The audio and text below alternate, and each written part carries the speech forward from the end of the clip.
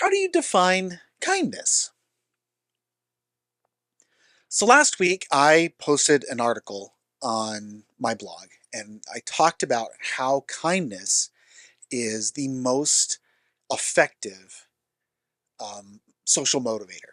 So if you're looking at your various motivations, and we've already talked about how survival is the number one, right? You make sure you've got food and water and shelter and heat and all that fun stuff, and then um, you move on to safety. The third one, the third level of motivation is your social motivation. And social motivators are those discussions that you have with your teams, your teammates, your managers, everybody that's on the team, and your interactions, and make you feel part of the group. So this is where we talk about inclusion, about belonging. Um, this is the important motivator, right? Because if you don't have this motivator, then you can't move on to be motivated by recognition. And you can't move on even further to be motivated by vision of the company.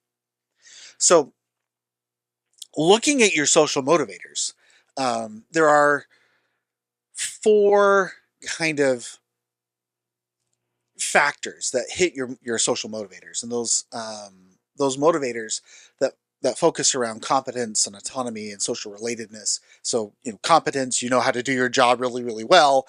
Autonomy, you know how to make your job. You're going to make your own decisions. You're going to take into account, you take accountability for your actions.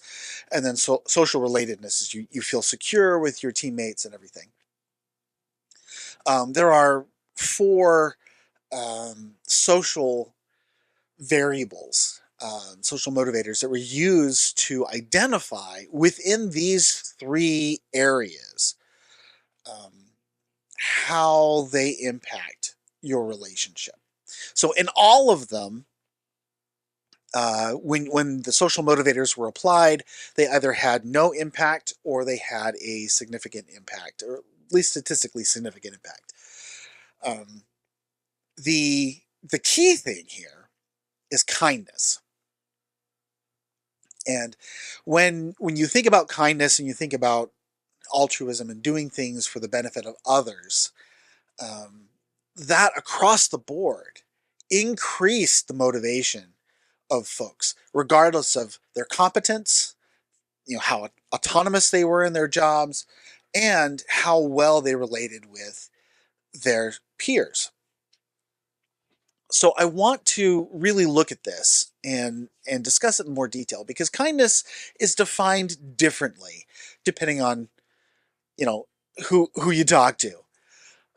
When I worked as a manager, initially when I was first promoted, my goal was to make sure everyone felt comfortable and was supported and everything like that, even if I didn't know what I was doing. And to be fair, I did not know what I was doing when I was first promoted. Most managers don't. That's just the reality of the beast. So, how do you, as a manager, find out how to support someone and do it in a kind way? The first go to is avoid confrontation.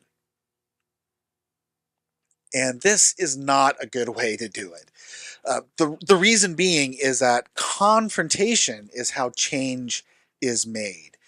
And not everyone's going to be working perfectly. There's always going to be someone struggling. There's always going to be someone that's doing something differently that isn't as effective, or you may have outright confrontation on the floor where people are fighting and arguing or whatnot. It depends on the culture and the jobs that you're doing and how competitive they are. I mean, there are lots of factors there.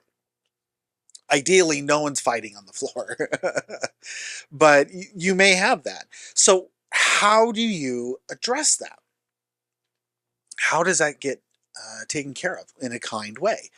Well, if you're not going to avoid confrontation, you need to approach it with a different mindset. So there are two ways that you can approach confrontation. One is, I'm right, you're wrong, and you need to conform to what I'm thinking or else, right?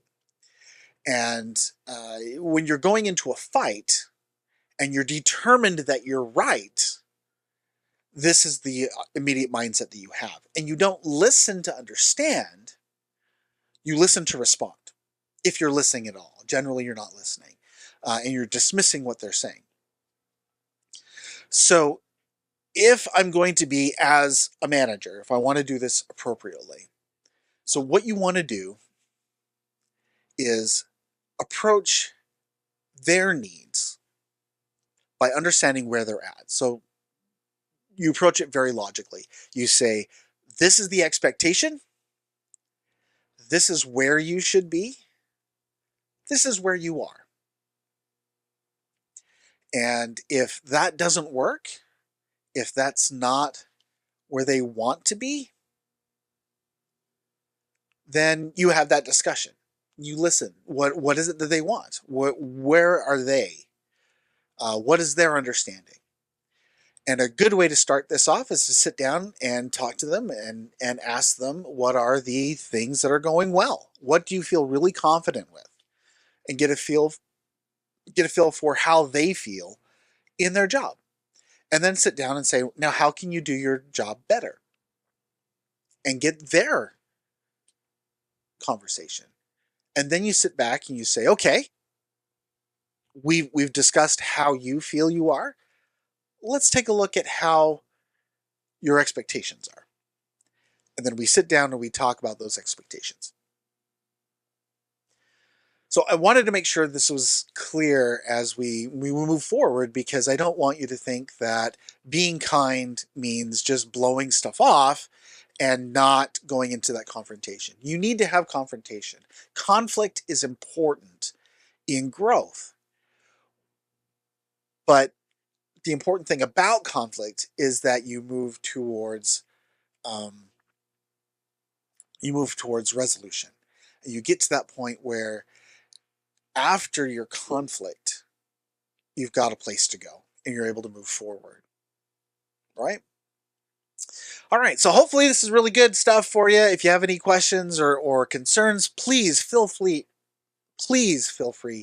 to post something in the comments down below. I would love to hear them. Remember to hit like and subscribe, and enjoy your learning journey.